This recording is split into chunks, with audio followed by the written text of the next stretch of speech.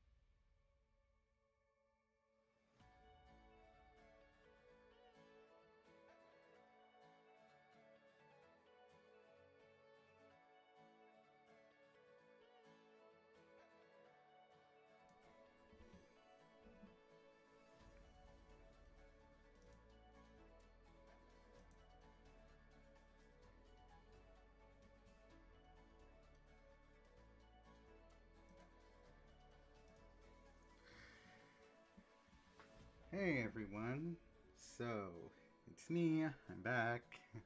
Happy New Year, happy Christmas. So yeah, I've been gone for a pretty long while. Sorry about that. I pretty much the holidays just kind of made me forget about streaming and everything. So hopefully that's all been resolved. And also, as you can see now, I've updated the donation because I just kind of want to keep the donation up and available so that when we do reach the mark, it's pretty easy for us to, or it'll be pretty easy and just easy for me in general.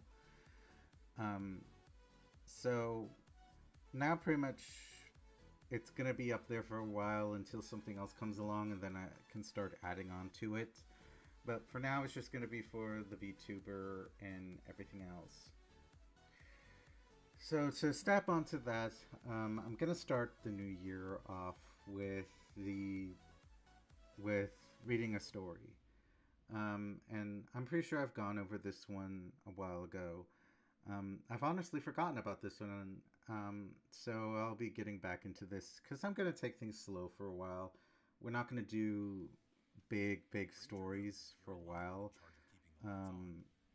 We're pretty much probably just going to keep going and doing other interesting things. But as of right now, we'll just keep going with what we have. So let's get started. So now we are reading Chapter 2. Chapter 2, Orleans, Log 2. Behind his Mjolnir Mark 6 helmet, the Master Chief widened his eyes slightly after the girl had spoken, recognizing her name immediately. It was hard not to, knowing the historical period in which she had made her mark. Marie Antoinette, born in 1755, was the Queen of France as the wife of King Louis XVI. She was an Austrian Archduchess and the youngest daughter of Emperor Maria Therese. Known for extravagant lifestyle and lavish spending, she became a symbol of the excess of the French monarchy. Amidst the French Revolution, her perceived indifference to the struggles of the common people made her a target of public anger. In 1793, she was arrested, tried for treason, and executed by guillotine, marking the end of her controversial life. And here she was. She looked unexpectedly different from the way John had envisioned her. More cheerful, taking into account the way her life had come to an end, he anticipated her mood to be far more somber. Inwardly, John shook his head. He turned his attention to the man who was standing by the side of the supposed French monarch. Some doubts lingered in his mind regarding the veracity of her name, but he pushed them aside for later. The Spartan was waiting for the man to disclose his name without uttering a word. Fortunately for him, the man appeared to have realized that he was now putting his attention upon him, and he smiled broadly. Wolfgang Asmodeus Mozart, Casterclass. It's a pleasure. If you wish to do so, John could compile quite an extensive list of many events that have caught him by complete surprise. Some of them were somewhat tragic, though they were nothing he couldn't easily handle, whereas others were just pleasant memories that he recalled during his spare time. This would make it into the top 100 at the very least. It was impossible not to recognize the man after he had clearly called out his name. Wolfgang Asmodeus Mozart was one of the most influential and distinguished composers in all of human history. Even in the distant 26th century, his music continued to be listened to by a vast amount of people, with several performances being arranged in his memory on several different planets. And, just like the controversial Queen, he was currently standing before him, very much alive and breathing. If John had any lingering doubts about the insight Hope had given him prior to encountering them, then those had now gone away as he stared at the two people who ought to be more dead standing in front of him. Then Master Chief lowered down his assault rifle, though he maintained his index finger over the trigger just in case. He would give them a measure of his trust, since they had clearly approached him without the intention of starting a quarrel, but if in secret that was what they were really looking for, then he would not hesitate to take them out. Alright, I'm glad that we don't have to fight. The Queen was practically beaming with delight as she and the composer at her side lowered their arms. Then her smile seemed to tighten a notch. Sorry, but could you please introduce yourself? It would be rude to have a conversation without knowing your name. The Master Chief had no real issue with doing that, although he was going to leave something out. Servant Archer, Master Chief Petty Officer 117. That's a rather long name, isn't it? Marie asked, cackling with a nerve of its left. Monsieur, what should we call you? Master Chief, or if you wish, just Chief, John replied. He had never had any problem with people addressing him by his rank. In truth, he actually preferred that. Many times he felt somewhat uncomfortable when anyone other than Dr. Haley's or other Spartan 1-2s would call him by his given name. That was one, and the primary reason as to why John had opted to not provide the French monarch with his name given to him by his biological mother. Oh, very well, Chief, the Queen said, smiling brightly at him. If you wouldn't mind, I would appreciate it if you could answer a few questions. Of course. You haven't the cactus unlike the other servants, so there is no problem. The swift manner in which Queen Marie had agreed gave away how trusting of others she was. It was not surprising, given that there was never a serious report of her participating heavily in politics during the time when she was alive, having only taken a more active role when the revolutionaries started raiding against her. Although what she said in the middle lingered in the back of his mind. There were apparently more servants beside the two of them. Have to make sure to inquire with her about that later. Do you have an idea where we are? John asked. Yes, we are in France. That was already a good start. Year? 1431 AD. 1,000 years before he was even born. Great. John then focused on what he knew about that particular year. America had yet to be discovered by Christopher Columbus, so there was little of importance to detail about it. Europe was in the midst of the 100 Years' War, and Jeanne d'Arc was being put on trial and eventually burned at the stake by the English. All that information practically meant that he would stand out completely from the crowd. His best bet to avoid that would be to get something to cover himself, but his sheer side would always make him conspicuous, so it would be a total waste of time. Anyway, he could look for a situation for that issue afterwards. For now, he had a few other questions running through his mind. Chief, it would be wise to ask if she has any idea as to why we are here, Hope whispered to him from within his helmet. Do either of you know why we are here? His question was met with one shake of the head, followed by a disappointed sigh. Unfortunately, no. Both Asmodeus and I were summoned without any master. Something completely bizarre. Why? The Spartan asked, electing confusing glances from both of them. Because servants are always summoned to battle for the Holy Grail by the masters, Marie replied. Then she cocked her head to the side. Are you alright? That is basic knowledge that is granted to you at the moment you are summoned. He didn't know that, but it sounded like something he definitely should have known. Now the two servants were looking at him with some degree of puzzlement, with Wolfgang appearing to be more suspicious of him than confused. Hope? Sorry, Chief. I was making a summary of all the information that was given to me for later, and the part about the Holy Grails was there, Hope explained. It didn't bother John all that much. On the contrary, Hope had made a wise decision. There was no way of knowing that they would cross paths with other servants, so the blame did not fall on her. But even so, both of them were now under suspicion, so he now needed to find a solution to listen to their concerns, and thus avoid a confrontation. I've got an idea, the AI said to him. I'm all ears. Let me talk to them, face to face. By introducing myself, you will be revealing one of your noble phantasms, something extremely valuable to know in a Holy Grail war. Hope spoke quickly to prevent him from interrupting her, providing him with a good point that he was unable to refuse. It had a logic to it, and as much as he didn't particularly like it, he had to go along with Hope's idea if he was going to keep from getting into a fight. John moved his hand out of the arm grip of his rifle, stretching out his open hand with his palm facing towards the sky. Then the holographic emitters in the palm of his armor were activated, and Hope's holographic image was brought into view. Hi! With a wave of her hand and a cheerful smile, Hope happily greeted both servants, whose attention turned away from him and moved towards her. They were both observing the petite holographic figure standing on his hand with indescribable gazes.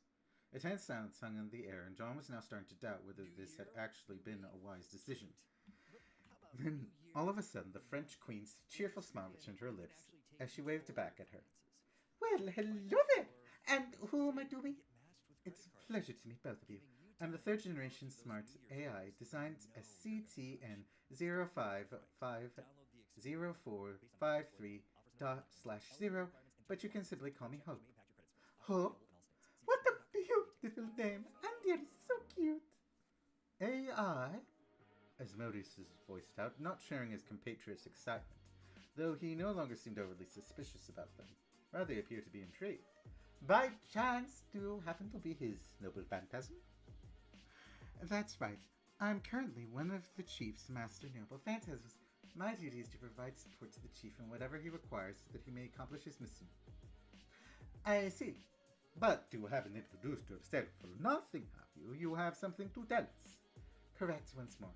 You see, for some reason, it was me instead of the Chief who received the data provided by the Holy Grail.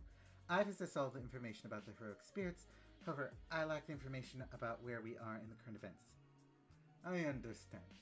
That's why he's been asking us these questions.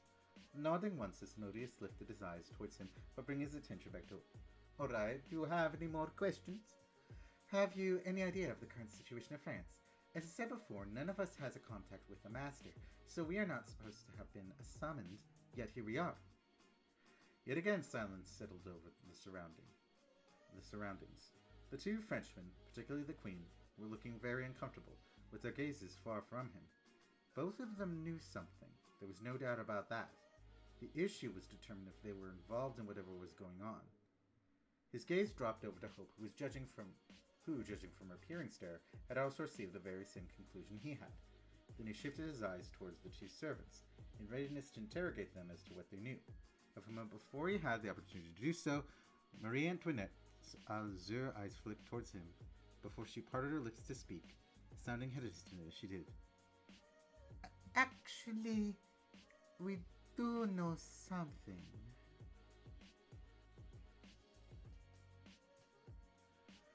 A few minutes later, the French queen had finished filing him in on her knowledge of the situation. The three of them, alongside Hope, had made their way out of the outskirts of the town towards a small camp that Asmodeus and Marie had assembled with a few supplies that they had obtained from purposely destroyed towns. Once they settled into the place, Marie immediately began to explain to him everything she had encountered since she had been summoned. Having already arrived in France a few days before, Marie had soon encountered Asmodeus, a so-called childhood friend of hers. Since the two of them lacked a master, they agreed that they would travel together to discover the reason for their presence here. She and the musician had traveled through a few towns, where she used her charismatic nature to obtain some information on the time period they were in, as she had instantly acknowledged that she had been summoned in France. It was then that in one of the villages they had previously visited, one of the locals had kindly filled them in on the ongoing disaster happening at France. Apparently, Jane d'Arc, one of the most prominent figures in French history, had resurrected after she had been burned at the stake and was now rampaging throughout the country in vengeance of having been left to her death. Now, the people of France were nicknaming her as the Dragon Witch, because if that didn't sound crazy enough, she was apparently using an army of dragons to scorch down the towns. John would have loved to comment that everything that he just heard sounded like madness if it had been taken straight out of those weird comic books that some of the Marines used to read, but the fact that he was currently sitting in front of Marie Antoinette and Wolfgang Asmodeus Mozart pretty much forced him to keep his mouth shut. Talk about waking up on the wrong foot. Hope had sarcastically commented him via his helmet's private communication. The Master Chief agreed with her remark. Would have much preferred to have woken up in a cryotube wearing the armor of 100 Spartans on top of him. At least it would have spared him from the headaches he was feeling trying to process what he had heard and encountered until now. There was no question that he was going to come across a lot more insane things. It was just a matter of time. To his good fortune, he was already used to encountering inhuman things that would probably try to kill him, so adjusting to them should be easy. John shook his head in his head. He was straying from the main problem. He quickly turned his attention back to the ongoing conflict that France was undergoing and the actions that he was going to take. What would be his immediate objective? To determine what was actually going on, and to hunt down whoever was the cause of it. There was no record of Jane d'Arc having any relationship with any dragons, especially in an age where the myths of knights and dragons no longer occurred, so someone else would have to be behind it. If it turned out that Jane d'Arc was indeed responsible, he would not hesitate to finish her off, regardless of whether she had God as her guardian. Though there are few issues that would hinder his investigations. The first one being that it would be virtually impossible to get any information out of the towns. Not only would he stand out among the crowd, but if for some reason he ended up tampering with something important in the timeline, he had no idea what the consequences would be down in the future. Time travel was not something that was particularly a topic of discussion in the future, and John had absolutely no idea how it functioned. It was a great problem, which fortunately his mind quickly worked out a solution as he remembered with whom he was chatting with a few seconds ago. As time resumed back to the normality of his perspective, John raised his eyes and glanced over at Marie, who was still sitting there with a slumped expression in her eyes. She wasn't apparently an admirer of Jane d'Arc, since, while recounting to him what was occurring, she had said on multiple occasions that this might be an imposter and not the real Jane d'Arc. What are you going to do now? John asked them, cutting through the silence.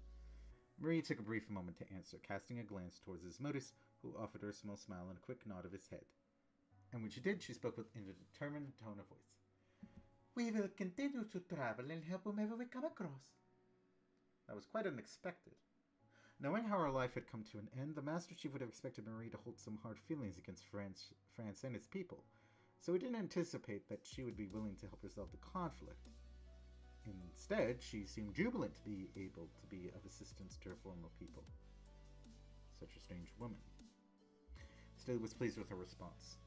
That would make matters much more simple with his next proposition. If you don't object, then I would like to join in with you. He said a proposal garnered two bewildered blinks of the eye, right before Queen Marie repeatedly nodded her head excitedly. Of course it won't be a problem. In fact, it would be a great pleasure. Asmodeus and I are hardly the strongest, whereas you look like you could take on hundreds of warriors and actually win. Hold on a second, Marie, Asmodeus suddenly said. Though I agree with you about bringing this enormous brute alongside us, we still don't know exactly the reason as to why he wishes to accompany us. Oh, you're right, Marie replied. If you don't have a problem, could you please state why you are interested in joining us? He had no problem with answering the question. In fact, he agreed with the skepticism that the musician showed, and it didn't annoy him one bit. It was hurting anyone by being a little curious. My duty, as a soldier, is to protect humanity, whatever the cost. His answer was the exact same words he had given to Captain Langsy after he had returned back to Earth, and after the battle against the Dialect had finished. However, there was a difference in himself from when he had first spoken to the captain of the Infinity. John had failed at that time, and he had suffered the loss of someone more than important to him. The sorrow he had experienced was foreign to him at the time, and he tried to hide it by continuing to perform his duty, just like a machine. But now, he discovered hope, was fulfilling his duty not out of grief, because he was proud to do so. Perfect! In front of him, Maria leapt to her feet, looking pleased after hearing his response. Besides her, the expression on Asmodeus' face changed towards one of acceptance, although John noticed something else. Intrigue, which was not present before. Well then, Chief and Asmodeus, let's go and save our country. John was starting to take a liking to Queen Marie. Before leaving, though, perhaps he should clarify one thing to her. Queen Marie, the Master Chief called out to her, gaining attention. You can just call me Marie, Chief, Marie told him, letting out a soft chuckle. All right, Marie. Slightly uncomfortable to address someone who was not a Spartacan on a first-name basis. I'm not French. Judging by the way the French monarch froze in her place and the way the musician's eyes widened so slightly, it seemed that it was a shock what he had said. He figured it would be a bigger surprise if he told them that he wasn't even born on Earth. He probably shouldn't even mention that. It would only bring more troubles and questions to him. And that is the end of Chapter 2, Halo Shattered Fate.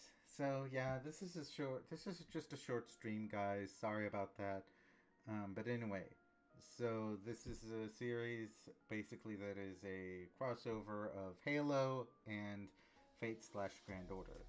And there are currently 2 chapters, and we have 10 chapters left. So this is going to be pretty big and exciting. Anyway, so I'm really glad that I got to talk with you guys and share this story with you guys. And again, Happy New Year, happy, however you celebrate your holidays and everything. Again, sorry that this is just a short thing. I'm going to try and get back into the habit of reading these stories and really introducing them to you guys, and just really start to get back into my daily uploads. And yeah, this story I think is going to be a pretty good one to start off with, and then later on we can start reading more stories. And again, you guys can suggest stories, I'll take a look at them, no promises, because these are stories that I really like. That's not to say that I won't turn down other stories, but I will read them and think about whether or not they will be good for the stream and just for entertainment purposes. So anyway, that's all for today, guys. Thanks so much, and it's good to see you guys, so bye.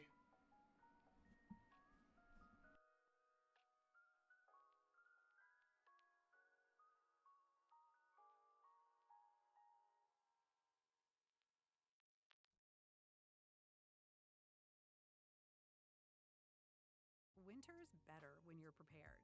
Experian, your BFF, big financial friend, could cancel subscriptions you don't use and